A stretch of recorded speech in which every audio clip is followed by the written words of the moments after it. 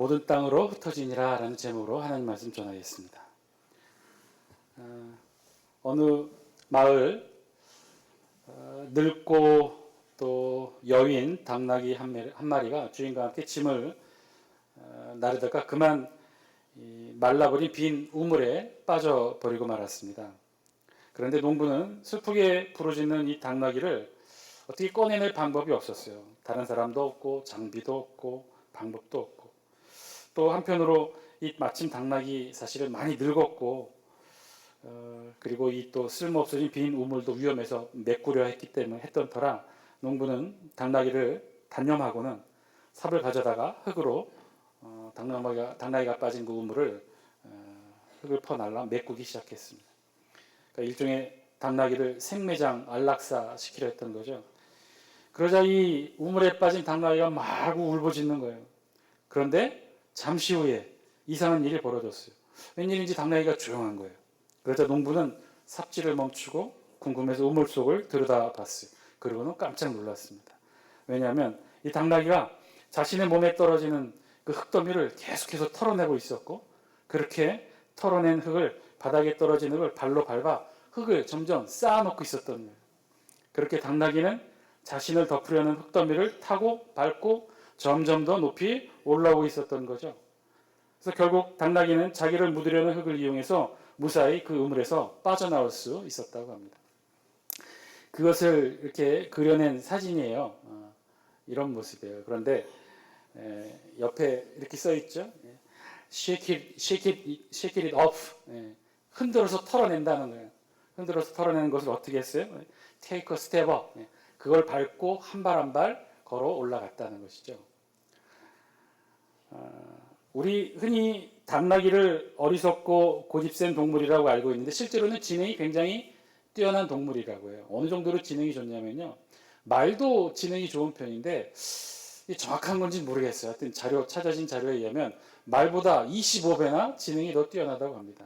그도 그럴 것이 말보다도 오히려 인간 사회에 잘 적응하면서 인간과 함께 잘 지내온 짐승이 바로 당나귀였던 거죠. 참을성 많고 또 지구력 강한 동물이 아주 오랜 시기 그렇게 해서 인간과 함께 짐을 나누는 동물로 함께 지내왔던 것입니다. 아무리 짐승이라지만 이야기 속 내용이기는 하지만 그래도 지혜로운 동물인 것 같아요.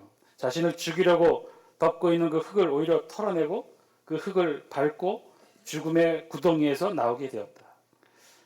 오늘 이 시대를 살아가는 우리에게 미물에 관한 이야기지만 그래도 울림이 있게 들려옵니다. 사실 우리 모두의 관심이고 또 주제인 것 중에 하나가 고난이죠. 고난이라는 것, 우리에게도 그리 낯선 주제 아닙니다. 어쩌면 지금도 늘 우리와 함께 가까이 경험하게 되는 친숙한 단어가 고난인지도 모르겠어요. 어느 책에 인용된 글인데요, 이런 말이 있습니다. 고난은 그리스도인의 일상이라. 고난이 그리스도인의 삶의 일상의 일이라는 거예요. 이 말은 제 말이 아니라 필 라이큰이라는 작가가 책에서 한 말인데요, 이 책 제목이 더 인상적이에요. 사진 한 장 보여주세요. 그 책 제목은요, 그들도 우리처럼 괴로워했다라는 거예요. 그들도 우리처럼 괴로워했다. 여기서 말하는 그들은 성경의 인물들, 성경에 나와 있는 대부분의 신앙의 선배들, 신앙의 인물들이 우리처럼, 지금의 우리들처럼 똑같이 괴로워했다는 거예요. 그는 책에서 이렇게 쓰고 있어요. 어떤 사람들은 예수님을 믿게 되면 자기의 모든 고난이 끝날 것이라고 생각한다. 하나님께서 그들에게 더 좋은 일자리를 구해주시고 딱 맞는 배우자를 찾아주시고 죄의 유혹을 제거해 주실 것이라고 말이다. 하지만 예수 그리스도의 구원은 인생의 고난의 종말을 고하지는 않는다. 오히려 본격적으로 또 다른 고난이 시작되는 경우도 있다. 작가는요, 실제로 그래서 성경의 인물들의 예를 쭉 들어요. 8명의 인물들을 쭉 들어요. 이사야, 엘리야, 룻, 다윗, 예레미야, 마리아, 심지어 예수님도, 그리고 바울도 모두 다 하나같이 고난과 함께했던 인물들이라는 거예요. 고난과 역경을 이겨내왔던 인물들이라는 거예요. 그들의 삶을 논할 때 고난이 빠져서는 설명될 수 없었던 그런 인물들이 성경에 가득 기록되어 있었다는 거죠. 그래서 저자는요, 책 제목처럼 그들도 우리처럼 괴로워했다라고 말하면서 이렇게 선언해요. 고난은 그리스도인의 일상이다. 이것은 비단 성경의 인물들만의 고민이 아니죠. 지금 우리도 겪고 있는 고민이기도 합니다. 우리도 그렇죠. 우리도 예수 믿고 더 행복해지고 더 건강해지고 더 부유해지고 모든 것이 다 잘 될 줄만 알았는데 현실의 삶에서는 꼭 그렇지는 않죠. 이전보다도 어려워진 경우도 있고요. 이전보다 더 힘들어진 삶의 무게를 느낄 때도 있습니다. 이전보다도 악화되는 일들로 많이 경험하게 되죠. 근데 왜 그럴까요? 왜 고난이 그리스도인의 일상이 되어야 되고 믿음의 선배, 신앙의 선배들처럼 우리도 똑같이 고난을 괴로워하는 삶을 살아야 되는지, 예수 믿으면 그때부터 고생 끝 행복 시작이어야 되는데 예수 믿으면 새로운 고난이 시작되고 있는 것이 현실이라는 거예요. 왜 그렇게 되는 것일까? 오늘 우리 본문의 주제도 고난이에요. 오늘 우리 본문을 통해 고난에 대해서 새롭게 이해하고 하나님의 음성 들을 수 있는 저와 여러분이 되시길 바랍니다. 오늘 고난에 대한 우리 본문 8장 1절 말씀은 그래서 이렇게 시작해요. 우리 1절 말씀 앞부분 첫 번째 문장만 같이 한번 읽겠습니다. 시작. 사울은 그가 죽임당함을 마땅히 여기더라. 아멘. 사울은 그가 죽임당함을 마땅히 여기더라. 이렇게 시작해요. 8장 1절은 이렇게 시작해요. 무슨 얘기냐? 이 8장 앞부분의 사건을 조금 더 요약해드리면 사도행전 7장 정확하게는 6장부터 시작하죠. 6장에 7집사를 세웁니다. 그리고 그 중에 스데반 집사가 성령의 능력에 힘입어 눈부신 사역들을 이뤄내죠.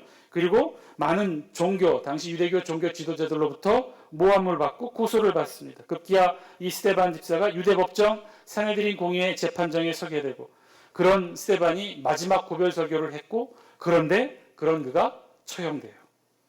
이런 일련의 사건들이 기록된 것이 사도행전 7장까지의 기록이었어요. 그리고 지난 시간에 함께 묵상한 부분이 바로 그 부분이었죠. 스데반의 마지막 처형 사건.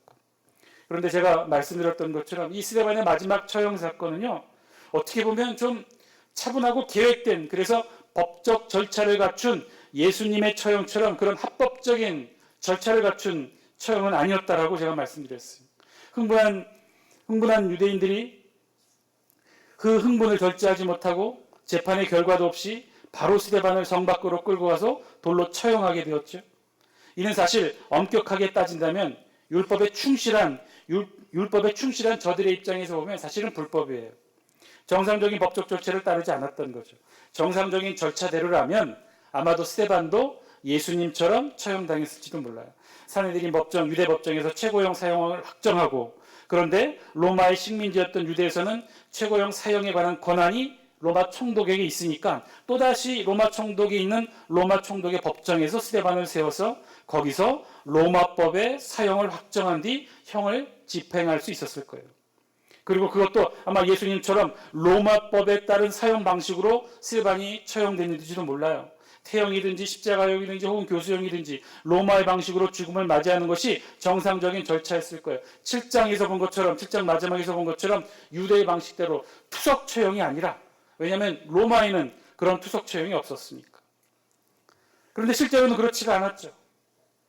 그것을 기다리지 못했던 거예요. 너무나 흥분한 나머지 유대인들이 정확한 적절한 법적 절차를 거치지 못한 채 그저 바로 흥분한 채 스데반을 끌고 가서 돌로 쳐 죽였던 거죠.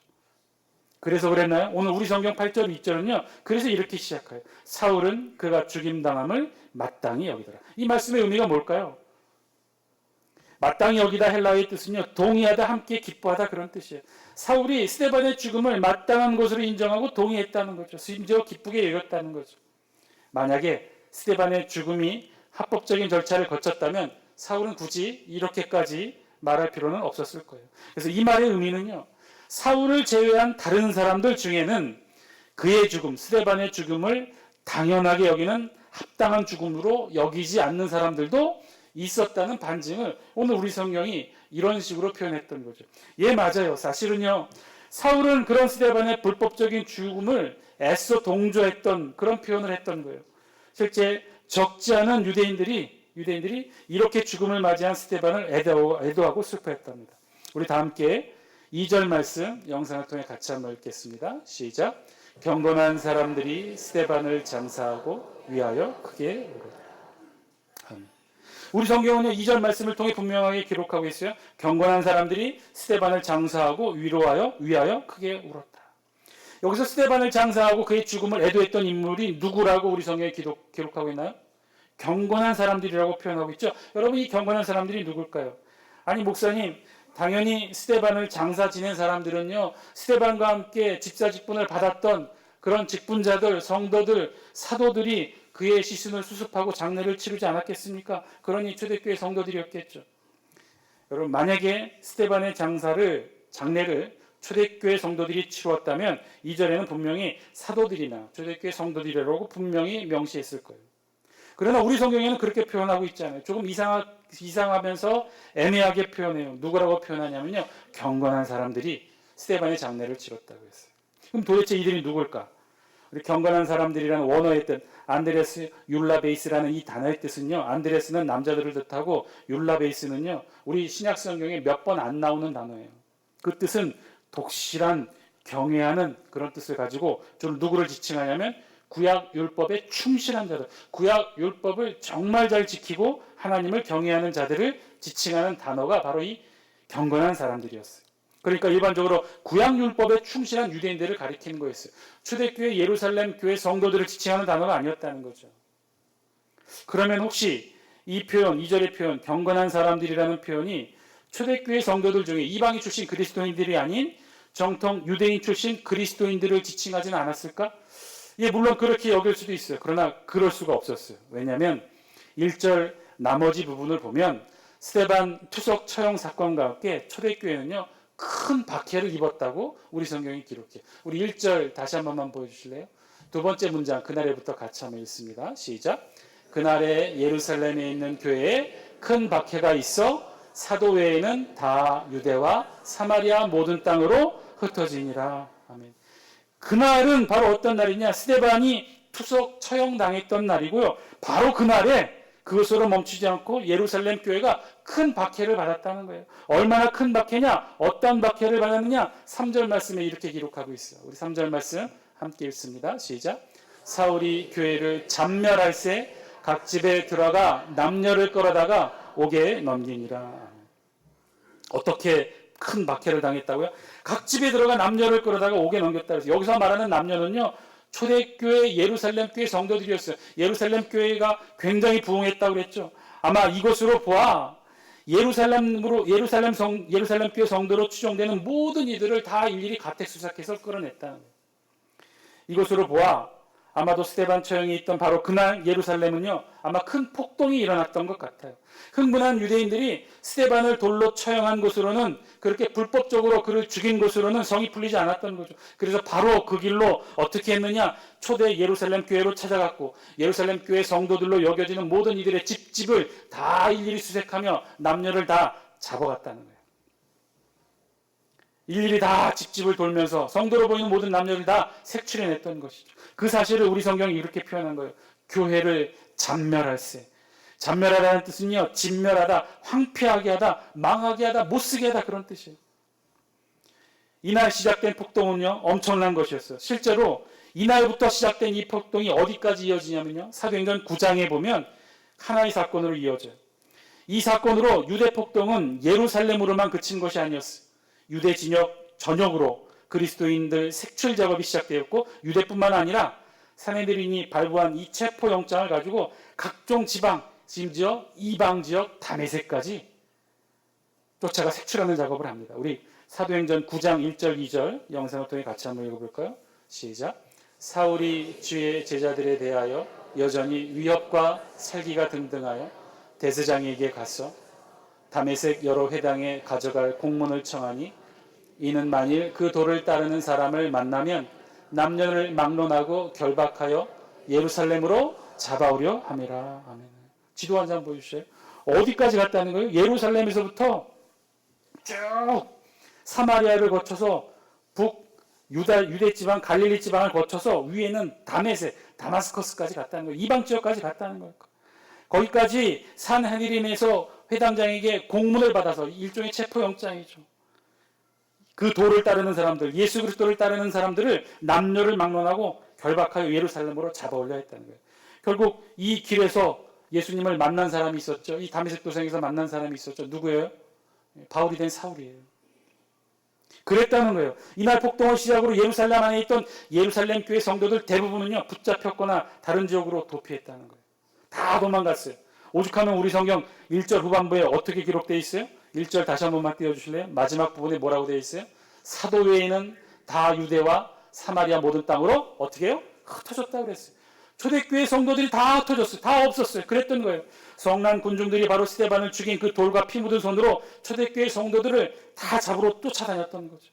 그러니 그 1만여 성도가 되는 그 모든 초대교회 성도들이 다 뿔뿔이 흩어졌던 거예요. 그러니 정작 스데반의 시신을 수습하고 장례를 치를 만한 성도들이 하나도 남아있지 않았던 거죠. 결국 스데반의 장례를 누가 치렀느냐? 초대교회 성도들이 아니라 경건한 사람들이 스데반의 장례를 치렀다고 우리 성경이 기록해요. 아마 추정컨대 이 스데반의 죽음을 옆에서 지켜보았던 유대 법정에 있었던 율법에 정통한 유대인들 혹은 사내들인 공의회 회원들 중 일부가 그들의 눈에도 이런 죽음은 불법적인 죽음이고 정당하지 못한 죽음이라고 여겼거나 혹은 스데반의 조목조목 따지는 스데반의 설교에 공감했던 이들이 그래서 스데반의 죽음을 슬퍼하고 애도의 마음을 가지면서 스데반의 장례를 치렀던 것 같아요. 스데반의 죽음이 결국 또 다른 유대인들의 마음을 움직이게 했던 것이죠. 결국 나중에 된 일이지만 이들 예루살렘 땅에 남아서 스데반의 장례를 치렀던 경건한 사람들, 성도들이 아니에요. 이들은 예수 그리스도를 받아들인 이들이 아니었어요. 그저 유대교의 율법에 정통한 자들이었어요. 그런 경건한 사람들에 의해 나중에 그 비어진 예루살렘 교회가 재건됩니다. 그랬던 거죠. 폭동이 있었어요. 스데반 죽음 이후 엄청난 폭동으로 예루살렘 중심으로 그 주변에까지 번져가게 되었던 거예요. 그래서 우리 성경은 말합니다. 사도 외에는 다 유대와 사마리아와 모든 땅으로 흩어지게 되었다. 사도들을 제외하고는 그 초대교회에 많았던 예루살렘 교회 성도 1만 명 가까이 됐던 모든 사람들이 다 흩어지게 된 거죠. 모든 땅으로 흩어졌다고 그랬어요. 흩어지다 원어로 디아스페로인데요. 원래는 과거 수동태로 쓰인 단어예요. 그러니까 정확히 직역하면 흩어짐을 당하다예요. 흩어짐을 당하게 되었다는 거예요. 초대교회가 1만여 성도가 막 성장하여 부흥했던 그 초대 예루살렘 교회가 흩어짐을 당하게 된 거예요. 다 흩어지고 사도들만 남게 된 거죠. 정말 만약에 이렇게 초대 예루살렘 교회가 이렇게 끝이 났다면 아마도 사도행전의 기록은 여기서 끝맺게 되었겠죠. 그런데 사실은 그렇지가 않아요. 우리가 아는 대로 사도행전은 총 28장으로 이루어져 있죠. 사도행전은요, 크게 세 부분으로 나눠집니다. 오늘 우리가 읽었던 1장부터 7장까지가 첫 번째 부분이고요. 8장부터 12장까지가 두 번째 부분이고 13장부터 끝까지가 세 번째 부분이에요.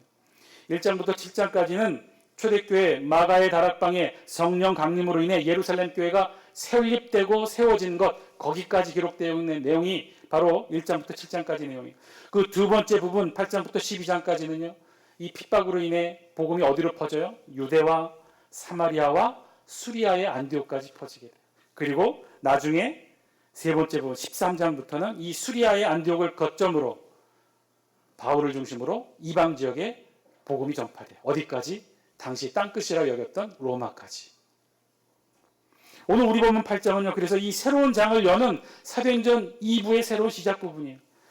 예루살렘 교회 마가의 다락방에서 성령 강림으로 시작한 그 교회, 그래서 방언의 기적이 일어났고 나면서부터 못 걷는 옛 치유의 기적으로 1만여 성도로 불어난 그 예루살렘 교회의 기적적인 성장이 이제 유대 전역과 이방 땅에 전파되고 급기야 로마에까지 복음이 확장되는 바로 그 과정의 출발점이 되고 있는 본문의 사건이 바로 오늘 우리 본문 8장 1절로 3절의 사건이에요. 자, 그러면 어떻게 그럴 수가 있었을까요? 유대와 사마리아 모든 땅으로 흩어진 초대 예루살렘 교회가 어떻게 복음이 확장되고 로마에까지 복음이 전달될 수 있었을까? 그 이유와 비결은 4절 말씀에 있어요. 우리 4절 말씀 영상을 통해 함께 했습니다. 시작. 그 흩어진 사람들이 두루다니며 복음의 말씀을 전할세. 아멘. 어떻게 된다고요? 흩어진 사람들이 복음을 전했다고 했어요. 흩어졌다고 했죠. 디아스페로이 흩어짐을 당했어요. 그런데 흩어짐을 당했던 이들이 디아스페로이 이들이 어떻게 했느냐? 디아스파렌테스 흩어진 사람들이 되어서 무엇을 했느냐? 복음을 전하게 되었다. 흩어짐 당했던 이들이 흩어진 사람들이 되어서 복음을 전했다는 거예요. 디아스페로이의 또 다른 뜻은요. 디아는 분산 분배고요. 페로이는요. 씨를 뿌리다예요. 그래서 디아스페로이의 또 다른 뜻은 이런 뜻이에요. 씨를 흩뿌리는 사람들 혹은 복음의 씨앗을 뿌리는 사람들이라는 뜻이에요. 핍박이고 커다란 사건이고 죽음과 생명의 위협이 동반했던 그 엄청난 폭동의 사건이 결국 어떻게 되었느냐? 신앙을 흩뿌리는 일들이 되었다는 거예요. 유대와 사마리아와 이방지역, 로마까지. 그랬던 거죠. 결국 스데반의 죽음도 그에 따른 대규모 폭동으로 집을 잃고 가족을 잃고 뿔뿔이 흩어져야만 했던 이 아픈 사건이 결국은 사도행전의 또 다른 새로운 복음 증거의 역사를 쓰게 하는 시작이 되었다는 거예요. 1980년대 후반까지 이 경기도 고양시는요, 이 전형적인 농촌 지역이었어요. 6.25 전쟁 당시 남한으로 내려온 신앙민들이 몇몇씩 모여서 가난한 집성촌을 이루는 곳, 그들이 또 조그맣게 농사도 지으면서 연명해 가던 지역, 서울에서 전월세를 감당하지 못하고 철거당에 쫓겨온 도시빈민들이 모여 살던 그런 지역들이 바로 이 경기도 고양시였죠. 그런데 이곳에 서울시 집값 안정을 위해 대규모 신도시 건설 사업을 하게 됩니다. 그래서 1992년부터 입주하게 되는데, 그런데요, 이 입주 러쉬를 타고 서울의 영등포 상가에 위치한 조그마한 교회가 중요한 결정을 하게 돼요. 그 상가에 있는 교회인데요, 이 교회는 그래도 막 성장하는 교회였어요. 한 200여 명 정도 성도가 모였고, 사실은 이 상가 건물이 좁아서 새로운 부지 혹은 건물 건축을 계획 중에 있었어요. 그런데 당회가 어떤 결정을 하느냐? 아주 중요한 결정을 합니다. 서울 영등포 상가에 위치한 조그만 교회가 어떤 결정을 하느냐? 교회 전체가 다 일산 신도시로 옮겨갈 결정을 해요.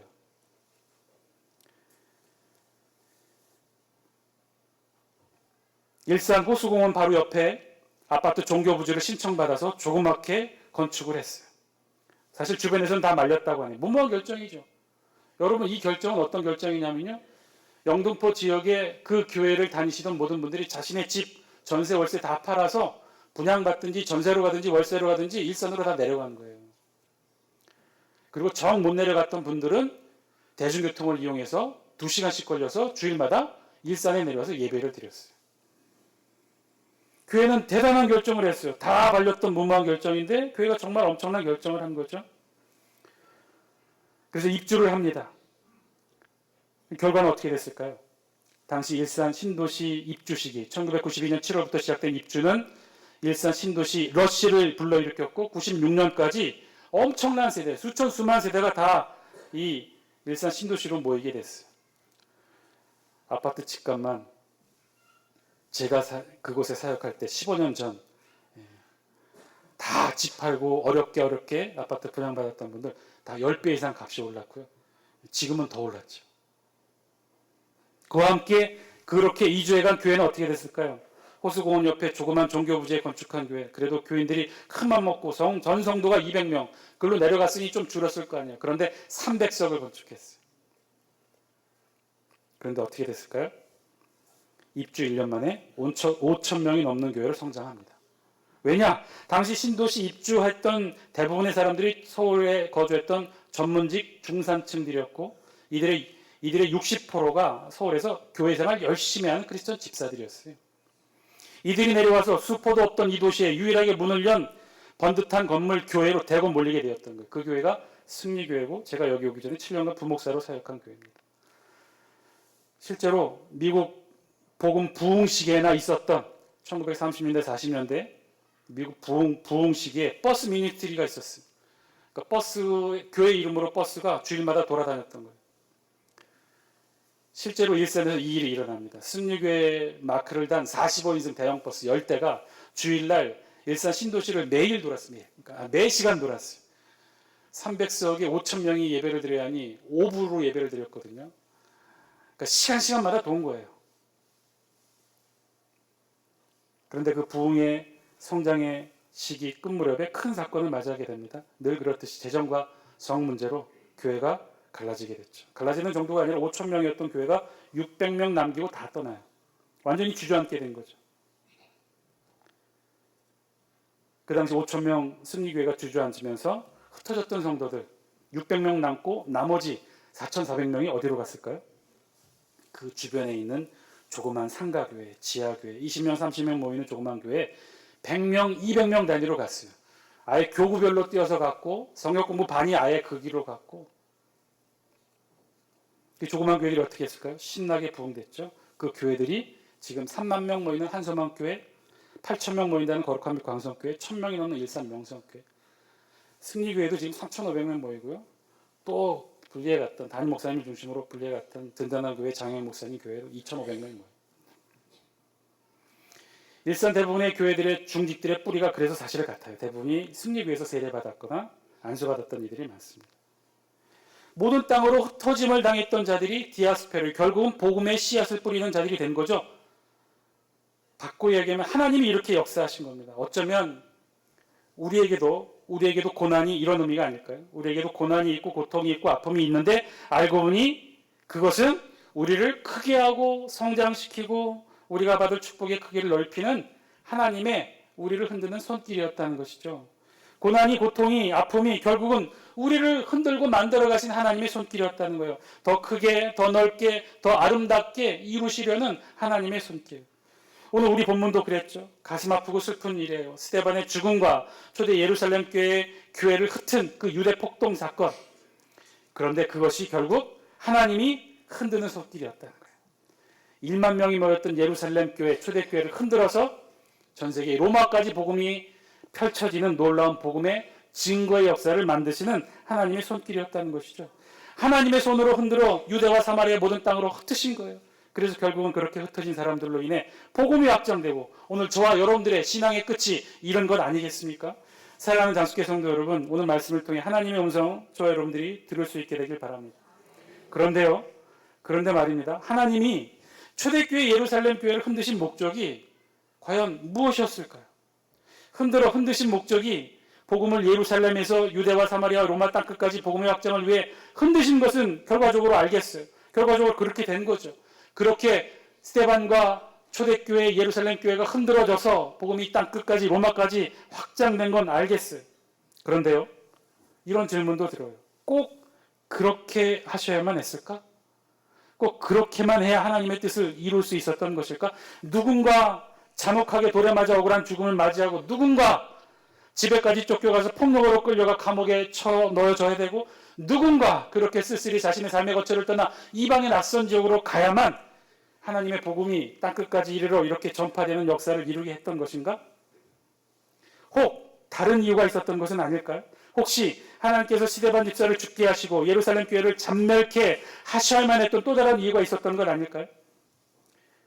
혹시 정말로 혹시 만약에 그렇게 급성장하며 축복과 은총을 누렸던 초대 예루살렘 교회가 무언가 잘못한 것은 없었을까요? 그들로서는 하나님이 보시기에 유대 전역과 이방 지역을 전도하게 되는 전도의 도구로 그대로 내버려 두면 자발적으로는 도무지 될 것 같지 않으니까 그래서 하나님이 흔드신 것은 아닐까요? 예, 맞아요. 그랬습니다. 초대 예루살렘 교회가 놓친 것이 있었어요. 여러분, 우리 영상을 통해 우리 사도행전 6장 7절 말씀 같이 한번 읽어볼까요? 시작. 6장 7절입니다. 시작. 하나님의 말씀이 점점 왕성하여 예루살렘에 있는 제자의 수가 더 심히 많아지고 허다한 제사장의 무리도 이도에 복종하니라. 아멘. 성경학자들은요, 바로 여기가, 바로 이 지점이 초대 예루살렘 교회의 포화 상태였다라고 말하고 있어요. 여러분 상상해 보세요. 그 예루살렘 도시, 성지순례 가보시면 알겠지만 굉장히 조그만 도시예요. 그런데 그 도시에 초대교회 예루살렘 교회가 1만여 성도가 모였다고 했어요. 그런데 그들 중에 상당수는 이미 예루살렘의 기득권층이었어요. 제사장들까지도 상당수 복음이 전파된 상태였어요. 이미 예루살렘은요, 기독교 복음 아래 무릎 꿇은 상태였어요. 많은 이들이 복음을 듣고 유대지방과 사마리아 지역으로 그래서 이제는 복음 들고 나갔어야 되는데 초대 예루살렘 교회가 그렇지 못했다는 거예요. 그 당시 예루살렘 교회는요, 절대로 그런 결정을 내릴 수가 없었어요. 여러 가지 이유가 있었을 거예요. 그 이유 중에 하나는요, 타 지역에 대한 거부감이겠죠.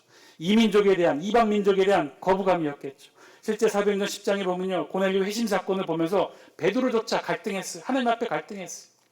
어떻게 이방인에게 복음이 전달되고 어떻게 이방인이 거룩함을 받아들일 수 있겠습니까? 하나님 앞에 외쳤단 말이에요. 사랑하는 장수께 성도 여러분, 아마도 우리 하나님께서 1만 명이 모이는 초대 예루살렘 교회를 흔들지 않으셨다면 그들은 아마 그대로 있었을 거예요. 그러면 아마 유대교회 또 다른 종파로, 제2의 유대 종파로 남아 있었겠죠. 그렇게 흐지부지 되다가 나중에는 소수 종파로 흔적도 없이 사라졌을지도 몰라요. 사랑하는 장수께 성도 여러분, 고난, 고통, 우리를 흔드시는 그 어떤 하나님의 손길도 의미 없는 것은 없는 줄로 믿습니다. 다 의미가 있고요. 이유가 있고요. 뜻이 있고요. 지극히 당연히 우리에게는 필요한 것들이라는 거예요. 그것이 비록 아프고 눈물 나고 힘들어도. 옛날 어느 마을에 어미새 한 마리가 알을 낳기 위해 나무 위에다가 둥지를 틀려고 했어요. 어렵게 힘들게 나무까지 들어서 둥지에다가 좀 모아놓으면, 그래서 어느 정도 둥지의 형상을 갖춰갈 만하면 마치 그 길을 늘 지나다니는 농부가 이 막대기로 그 둥지를 툭툭 헐어버리는 거예요. 그러면 또 다시 새는 다음날 또 물어다가 둥지를 짓고, 또 다음날 이 농부는 지나가다가 또 막대기로 툭 쳐서 헐어버리고, 이걸 반복하다가 급기야 새가 졌어요. 옆 나무로 옮겨갔어요. 그 옆 나무에서 둥지를 틀게 됩니다. 그랬더니 농부가 그 모습을 보고 흐뭇하게 웃으면서 혼잣말로 이래요. 잘 됐다고. 지금 저 새가 둥지를 틀려 했던 이 나무는요, 밑둥이 썩어서 이번 여름 태풍과 비바람을 맞으면 쓰러질 위기에 있었던 거예요. 그 사실을 한 농부는요, 계속해서 그 새의 노력을 계속해서 그 둥지를 헐어버렸던 거죠. 오늘 말씀에 우리가 겪고 있는 고난과 어려움들을 여러분 비춰볼 수 있게 되길 바랍니다. 하나님의 손길에 의한 고통과 고난이라면 이유 없는 것은 없어요. 다 이유가 있을 것입니다. 이유가 있다면 의미도 있을 것이고요. 의미가 있다면 그 속에 하나님의 뜻이 있는 줄 믿습니다. 아픈 만큼, 힘들고 어려운 만큼 하나님의 뜻이 있다는 거예요.